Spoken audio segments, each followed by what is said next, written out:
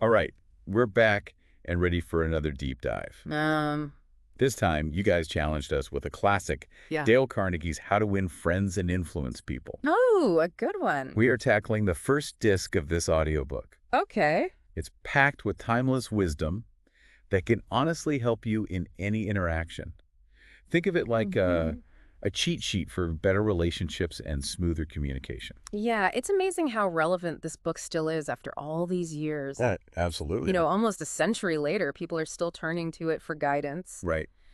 And what's really interesting is that Carnegie, he didn't actually set out to write a self-help book. Oh, is that right? He was teaching public speaking, right? Mm. But during his classes, he realized his students, they needed more than just like polished words. I see. They needed help connecting with people Right. on a deeper level. That makes sense. So, you know, he combined his teaching experience with years of research, and that's how this book was born. Well, it certainly had a lasting impact. It has. Right from the beginning, Carnegie throws us into this wild story Oh, yeah. about Yeah. Two-Gun Crowley. Uh-huh. This guy was a notorious gangster, A real tough guy. even while he was surrounded by police. Wow. He wrote a letter proclaiming his innocence and, claiming to have a kind heart. It's hard to believe, right? It really makes you think. It does. If a hardened criminal like that Yeah, can't see his own faults, then what does that say about the rest of us? exactly. That's Carnegie's point. Okay. People rarely blame themselves. Right. We justify our actions, Mm-hmm. find excuses, Yeah. point fingers at others. It's definitely easier to do that It is than to take responsibility. much easier. But it's a tough truth to accept. It is. This leads us to Carnegie's first big principle. Okay, I'm ready. Don't criticize, condemn, or complain. Don't criticize, condemn, or complain. He argues that criticism is like trying to nail Jell-O to a wall. I like that. It just doesn't stick You're right, it does. and often backfires. Yeah. Have you ever noticed that when someone criticizes you, Oh, yeah. it just makes you defensive? Totally. Even if you know, deep down, you might be in the wrong. It makes you want to dig in your heels and defend yourself even more. Exactly. Instead of changing someone's behavior, Yeah. criticism often just makes them resent you. It's true. And it's interesting to see how this plays out in history. Oh, yeah. Give me an example. Look at Theodore Roosevelt and President Taft. Okay. Roosevelt was constantly criticizing Taft. And what happened? Well, it just made Taft more stubborn and defensive. It didn't help their relationship, I bet. Not at all. And we see that same pattern again and again, Right. like with the Teapot Dome scandal. Yeah. Even after being condemned by the whole country, Wow. Secretary of the Interior, Albert Fall, insisted he was innocent. He just couldn't admit he was wrong. No. So if criticism doesn't work, Right. what's the alternative? Well, Carnegie points to... Abraham Lincoln. Makes sense. Now, Lincoln, he had his fair share of difficulties, especially dealing with his generals during the Civil War. Oh, I bet. But instead of ripping them apart for their mistakes, Right. he chose to understand their perspective. Wow. He even held back from sending this really harsh letter to General Meade. Really? Yeah, he realized that understanding and empathy were more effective than condemnation. That's a powerful example of leadership. It is, isn't it? So next time we're tempted to criticize someone, Yeah. maybe we should channel our inner Lincoln. Good idea. Try to understand their perspective before we jump to judgment. All right, so we've talked about what not to do. Right? What about what we should do? Well, that brings us to principle number 2. Hit me with it.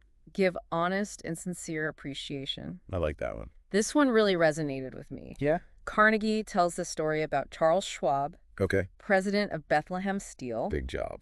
one of the highest paid executives of his time. Wow, he must have been doing something, right? And his secret was I'm all ears. lavish praise and appreciation. Interesting. And absolutely no criticism. So the complete opposite of what we were just talking about. Exactly. Instead of focusing on the negative, he focused on the positive. And it clearly worked for him. It did. And Carnegie emphasizes that appreciation is like a magic key. Okay. It unlocks people's potential. I love that analogy. And it doesn't have to be some grand gesture either. Right. Even small, sincere compliments can make a huge difference. Yeah, I agree. Carnegie tells this funny story about a farm woman. Oh, tell me. She served her family hay for 20 years. Wait, what? Yeah, she was making a point. Oh, She yeah. finally asked her family if they even noticed she was serving them hay. Oh, I see. To prove a point. It's a reminder that we often take the people closest to us for granted. That's so true. We forget to appreciate the little things they do for us every day. Absolutely. So how do we combat that? Well, for starters, we can make a conscious effort to express our appreciation more often. Yeah. What are some ways you show your appreciation to the people you care about? That's a good question. Yeah, something to think about. I try to, tell them how much I appreciate specific things they do. That's good. Not just a generic thank you, but Right. something that shows I really noticed their effort, you know? Give me an example. Like, I really appreciated you picking up the groceries. It saved me so much time. Perfect. That's exactly what I mean. Things like that. It's about recognizing the value they bring to your life. Yeah, that's it. And, it's crucial to remember that there's a big difference between appreciation and flattery. Oh, absolutely. Flattery is insincere and manipulative, Right. while appreciation comes from a place of genuine respect and admiration. So it's all about being authentic. Exactly. There's this amazing story that Paul Harvey shared about Stevie Wonder Oh, yeah, I love that one. that perfectly illustrates this. Tell me. So a teacher expressed sincere appreciation for Stevie's hearing, even though he was blind. Wow. This encouragement helped him develop his incredible musical talent. It's amazing how one act of appreciation can have such a profound impact. Right? And that brings us to a key takeaway here. Okay. You have the power to make a positive impact on people's lives simply by expressing genuine appreciation for their strengths and talents. I love that. Don't underestimate the power of a sincere compliment or a heartfelt thank you. Okay, before we move on to principle number 3, I have a question. Two. Do you ever worry about coming across as insincere when you're trying to give appreciation? Oh, for sure. That's a great question. Like, is there a point where it becomes too much? I think the key is to be authentic. Right. People can spot fake praise a mile away. Yeah, that's true. It's not about showering people with compliments constantly. It's about choosing your moments, Okay. being specific about what you appreciate. So focusing on what you genuinely admire about the person. Exactly, and expressing it in a way that feels natural and heartfelt. Got it. Now, ready to dive into principle number 3. All right, bring it on. This one is all about understanding that everyone is driven by their own wants and needs. Okay, let's unpack this one. So Carnegie's third principle is arouse in the other person an eager want. Okay, that makes sense. This one's all about understanding that everyone is, at their core, driven by what they want. Okay, I get that. Instead of trying to force your ideas on someone, you figure out what they want Right. and then show them how your idea can help them get it. So it's about finding common ground. Exactly. Creating win-win situations. Exactly. Win-win. I like it. Carnegie has this great story Okay. about needing to negotiate a higher rent for a ballroom he was using. Mhm. And instead of arguing about his own needs, Right. he focused on what the hotel manager wanted. Okay. He talked about how the ballroom could be rented out for more profitable events, how hosting his lectures brought positive publicity to the hotel. So by focusing on the manager's desires, Yeah. he was able to get what he wanted to. Exactly. Clever. And this principle, it's not just for business deals. Right. It can even be used with kids. Really? Carnegie talks about this father who couldn't get his son to eat breakfast. Been there? He tried everything, but nothing worked. Yeah, I feel that. Finally, he realized he needed to make the cereal appealing to his son. How'd he do that? He let the boy make the cereal himself. That's a good idea. And suddenly, problem solved. It's about tapping into their motivation.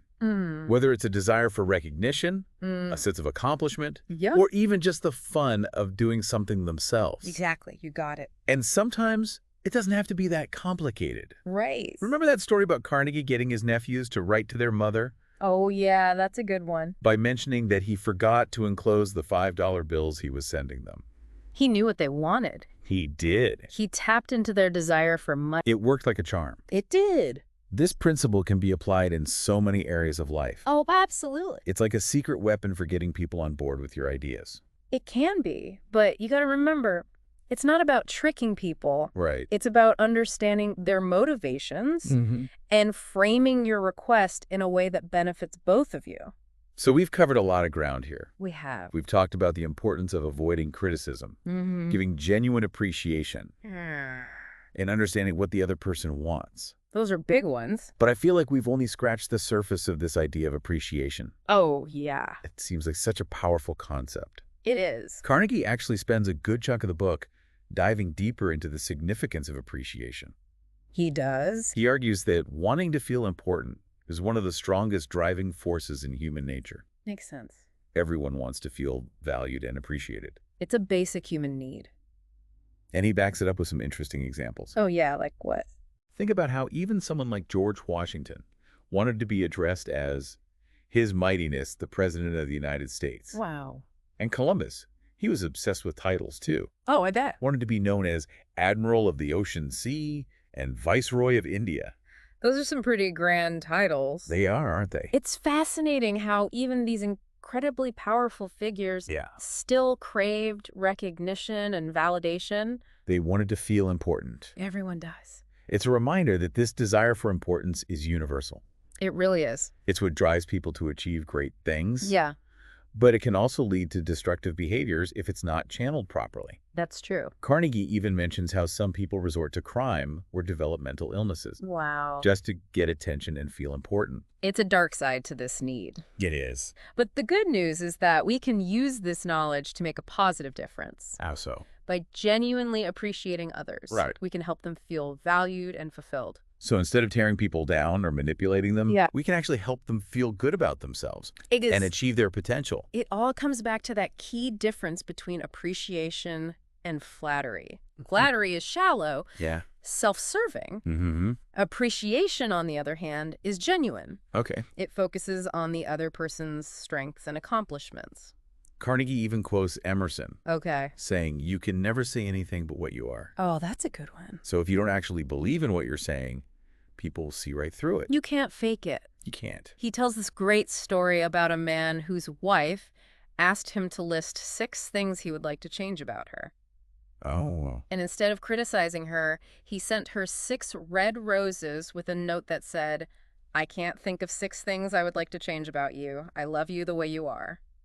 Now that's appreciation. It is. It doesn't get much more genuine than that. And even in everyday interactions, a simple thank you or a specific compliment can go a long way. It really can't. Think about it. When was the last time someone sincerely appreciated something you did? I'm trying to think. How did it make you feel? It felt pretty good. It probably did, right? We all crave that feeling of being seen and appreciated. So what's the takeaway here? Yeah. How can we make sure we're giving genuine appreciation, Mm-hmm. not just empty flattery? Yeah. I think the takeaway is we need to be more mindful about expressing appreciation Yeah. and less focused on criticizing. I agree. It's about looking for the good in people, Mm-hmm. acknowledging their efforts, big or small, Right. Shifting our mindset from finding fault to finding value. finding value. And, that brings us back to Carnegie's 3rd principle. Yeah. Arouse in the other person an eager want. Okay. Because when you understand what motivates someone, Right. you can tailor your approach to appeal to their desires. Right. We were talking about that in the last part. They were. It's about understanding that everyone is ultimately motivated by what they want Yeah. and finding ways to align their desires with your goals. Exactly. And one of the best ways to do that is by highlighting how your idea or request can benefit them. Okay. Carnegie shares this great example of a Shell oil salesman Okay.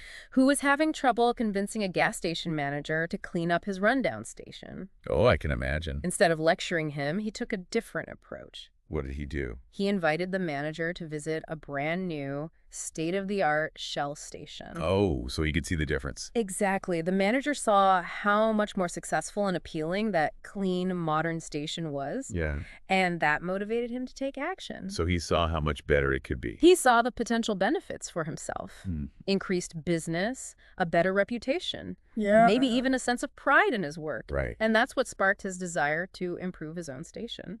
It's amazing how a simple change of perspective can make such a big difference. It really is. Instead of focusing on what the manager was doing wrong, Mm-hmm. the salesman focused on what the manager could gain by making a change. And this principle? It doesn't just apply to business situations. Right. Remember the example of the father who couldn't get his son to eat breakfast? Yeah. He finally realized he needed to make it appealing to his son. He did. So he let the boy make the cereal himself, and suddenly there was no problem. Oh, that's so true. It is. My niece is the same way. If I let her help me cook, Yeah, she's much more likely to try new foods. I bet. It's like she feels a sense of ownership and Mhm. pride in the meal. Exactly, and that's what Carnegie is getting at. Okay. It's about tapping into those intrinsic motivators. Like what? A sense of accomplishment, autonomy, Mm-hmm. or even just the joy of doing something yourself. So to wrap it all up, Yeah.